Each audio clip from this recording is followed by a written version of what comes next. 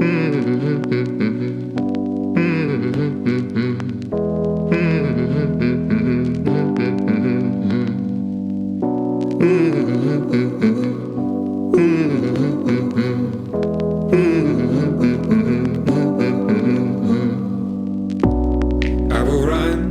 will rise, I will grow.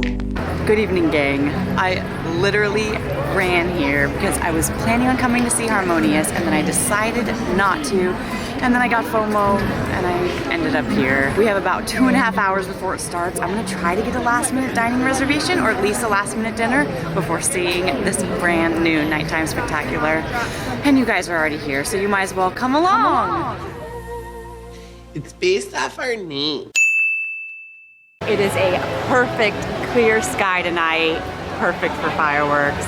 And I cannot wait to see the 50th beacon of light show up on Spaceship Earth either. I've only seen it in pictures, and now I want to get to see it with my own eyes. Now, when you come to the parks this late in the day, you really have to have a good game plan. Like, try to find a ride, try to find some food, and then find your spot for fireworks.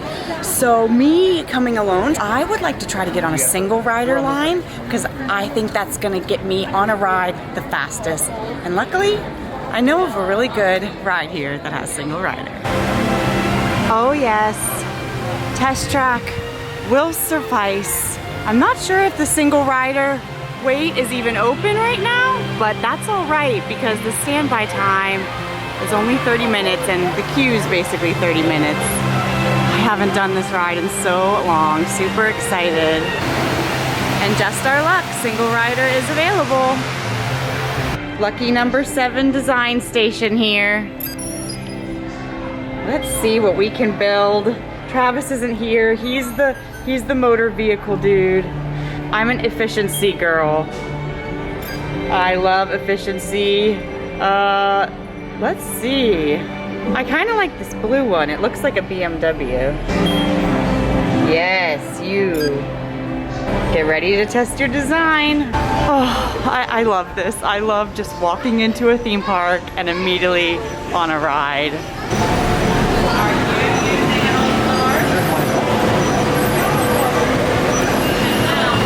I've been identified. Oh no.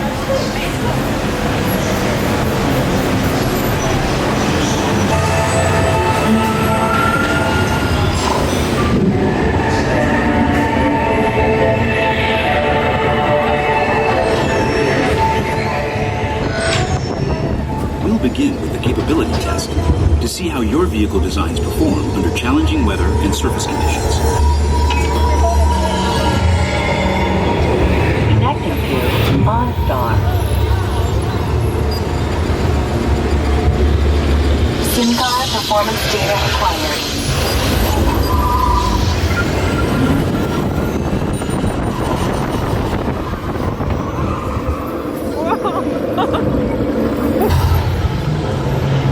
Let's see how your designs hold up now. Commencing SIM-car off-road and extreme weather sequence.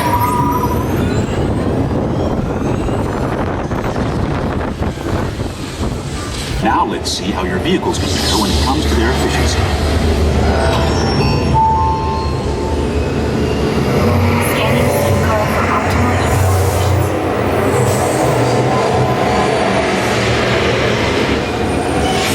engaging EcoScan for aerodynamic efficiency.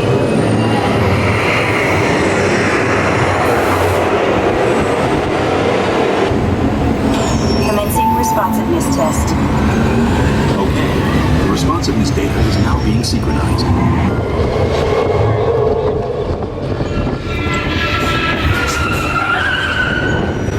Automated crash avoidance technology disengaged. Energizing for power test.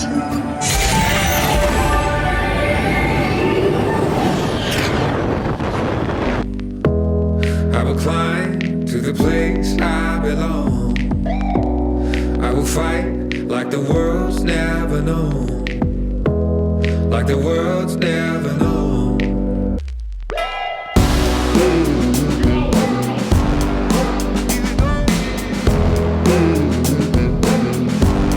Like the world's never known.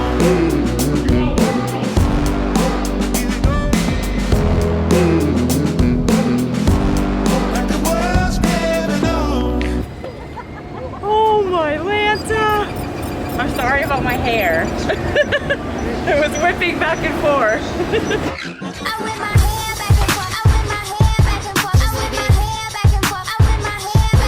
While we were in test track, the beacons of light have been lit on Spaceship Earth. Oh, I don't know why, just seeing that is making me emotional. I don't know if you could tell, but I saw it for the first time when we were going really, really fast in the circle part on test track, and I was like, oh, the beacons! They're beautiful, and I think they're changing colors and having different tones, and it's just so beautiful along with the music. I love it so much.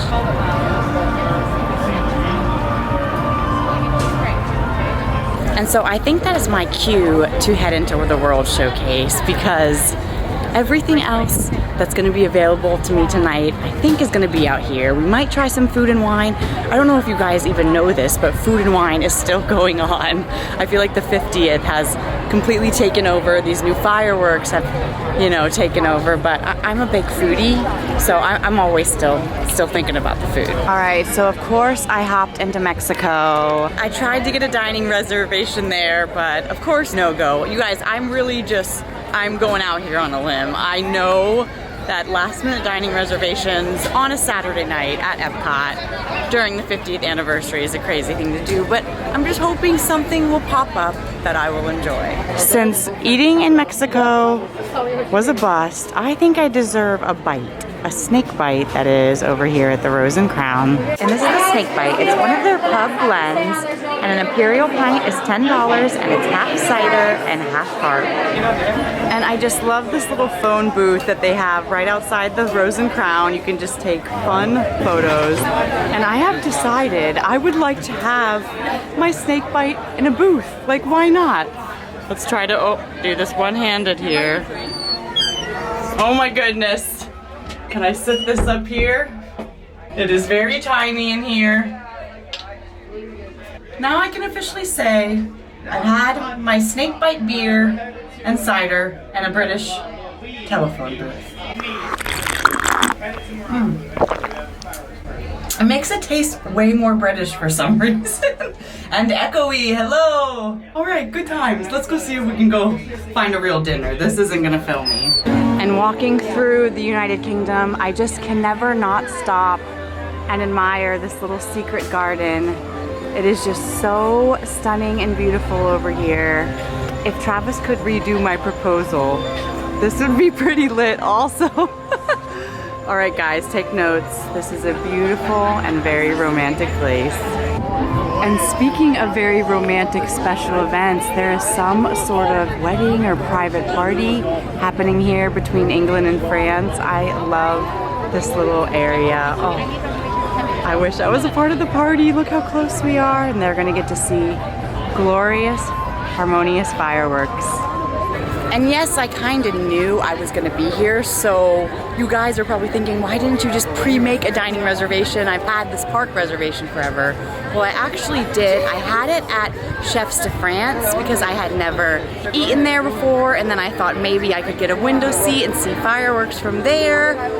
But I kind of canceled it at the last minute, or within enough time without getting charged, because I went and looked at the menu, and the reason why I've always wanted to go to Chefs de France is because everyone always talks about their mac and cheese. I know it's very bougie French food, their mac and cheese, but it's supposed to be very elevated and very good. But it wasn't on there, and I was like, I found a couple things on the menu that were okay, but I want to go there when they have their regular menu back. Do you guys know, is that mac and cheese gone forever? Have you had it? Was it good? Leave a comment below, because I was so sad that I didn't see it on the menu anymore. But I think our luck is gonna turn around, because I think there's another place that I will actually be able to join a walk-up list at. If you don't know what walk-up lists are, if you don't have a reservation, there are some restaurants that will like last minute take you, and especially because I am a smaller party, if you're like one or two, there's probably a better chance. Super exciting news, we were able to join a walk-up list over here at Spice Road Table, which I love being in the Moroccan pavilion anyways, so I mean, this is where I would want to have been. I just didn't think they were gonna have anything. Like, no way, if Mexico didn't have anything, but Morocco did. And I did kind of beg to sit outside, so maybe we can stay there for fireworks, so we'll have to see. Fingers crossed. The smoke through the ash, through the flames, and it burns like a fire in my veins. In the end, you remember my name. Remember my name.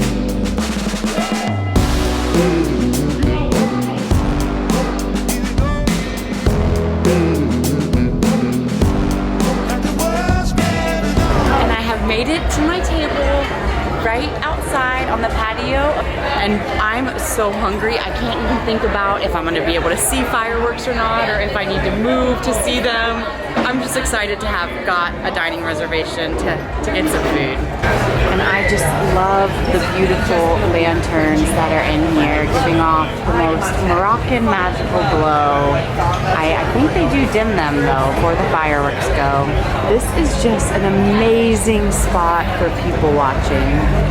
Everyone walking by, the hustle and bustle, the excitement for Harmonious. This is technically only the second night that it has been open. And you guys have been along on this Epcot firework journey with me for a while. To watching illuminations together for the last time, watching Epcot Forever for the first time, watching Epcot Forever for the last time recently on a boat, and now here watching Harmonious for the first time. It's been getting a lot of mixed reviews, but Epcot is my favorite park. So I feel like any fireworks show, I feel like no matter what, it's gonna touch me, regardless if it is not as good as the ones from the past. I'm just excited to see and decide for myself. And I think to start for a drink, I'm gonna get their Moroccan Mule. It's Fagenza fig vodka, ginger beer, agave with a little bit of lime, and it's $14. Cheers, you guys. Tastes very Moroccan and very muley. And gingery. Whenever I taste ginger, it feels like Christmas. I know it's only fall, but it tastes like Christmas. And then for starters, I got their Moroccan fried calamari. It's made with remoulade and harissa sauce. And if you guys have ever had fried seafood, you know what you have to do. Look at this beautiful charred lemon here. You have to give her a good squeeze. That's what she said. All over, and then the crisp of that calamari just soaks up the acidity of that lemon. And then it's just the best bite of seafood that you've ever had. I tried one of these peppers thinking like, oh, they're probably just like red peppers. These have to be like poblanos or red jalapenos. I love spicy things. Me and Travis actually even grow our own Carolina Reapers, which I think we're gonna try to make our own hot sauce, and those are hot. That's one thing that's cool about eating in Morocco. They do not mess around with their flavors.